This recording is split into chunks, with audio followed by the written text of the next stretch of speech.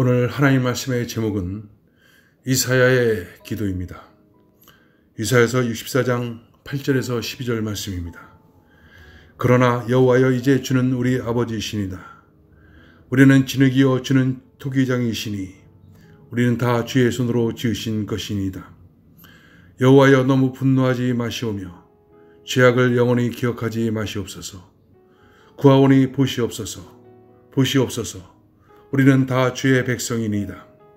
주의 거룩한 성읍들이 광야가 되었으며 시온이 광야가 되었으며 예루살렘이 황폐하였나이다. 우리 조상들이 주를 찬송하던 우리의 거룩하고 아름다운 성전이 불에 탔으며 우리가 즐거운 곳이 다 황폐하였나이다. 여호와여, 일이 이러하거늘 주께서 아직도 가만히 계시려 하시나이까? 주께서 아직도 잠잠하시고 우리에게 심한 괴로움을 받게 하시려나이까? 아멘. 오늘 본장은 민족의 멸망이란 뼈아픈 실패를 경험한 이스라엘 조국을 바라보며 선지자가 하나님께 통곡하며 기도한 내용입니다. 이 기도는 우리가 이 세상을 살면서 어떤 신앙 자세로 살고 기도해야 되는지를 가르쳐주고 있습니다. 먼저 선지자는 그들의 뼈아픈 현실은 범죄 때문이다 라고 기도하고 있습니다. 5절에 주께서 기쁘게 의를 행하는 자와 주의 길에서 주를 기억하는 자를 선대하시거늘 우리가 범죄함으로 주께서 진노하셨사오며 이 현상이 이미 오래 싸우니 우리가 어찌 구원을 얻을 수 있으리까? 하나님은 기쁘게 정의를 행하는 사람, 주님의 길을 따르는 사람을 만나 주십니다. 그런데 우리는 주님을 떠났습니다. 주님의 말씀대로 살지 않았습니다. 그래서 주님께서 진노하셨습니다. 선지자는 오늘날 이스라엘 백성들의 황폐한 원인이 바로 하나님 앞에서 범죄하기 때문이라고 회개의 기도를 드린 것입니다. 6절에 대저 우리는 다 부정한 자 같아서 우리 의는 다 더러운 옷 같으며 우리는 다 쇠폐함이 잎사귀 같으므로 우리의 죄악이 바람같이 우리를 몰아가나이다.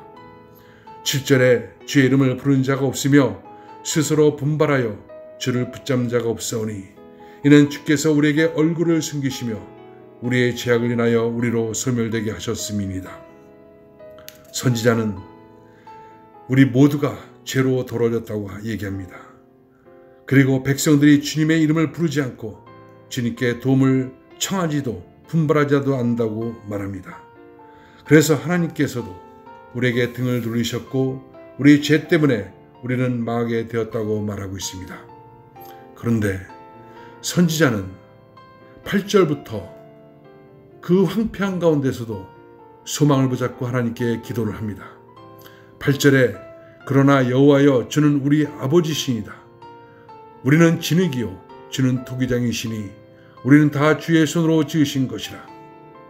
우리가 어떤 처지에 놓여 있더라도 어떤 죄를 지었더라도 하나님을 붙잡고 하나님께 도움을 요청할 수 있는 근거가 있다는 것을 말해주고 있습니다.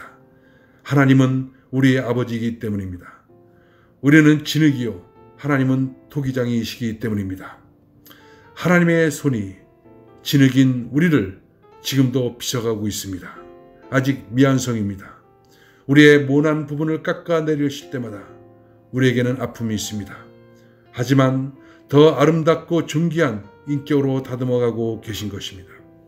그러므로 9절같이 기도할 수 있습니다.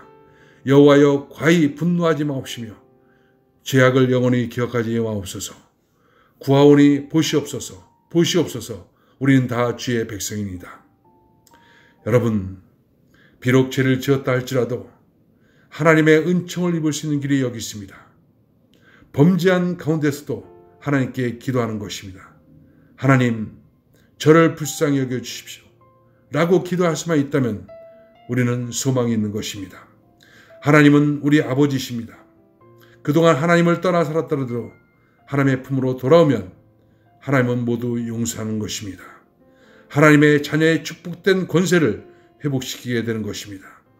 그래서 선지자는 이렇게 범죄하여 멸망한 이스라엘을 위하여 하나님께 간구합니다. 1절 2절에 원컨대 주는 하늘을 가르고 강림하시고 주의 앞에서 산들로 진동하기를 불이 섭을 사르며 불이 물을 끓인같이 하사 주의 대적으로 주의 이름을 알게 하시며 열방으로 주의 앞에서 떨게 하옵소서.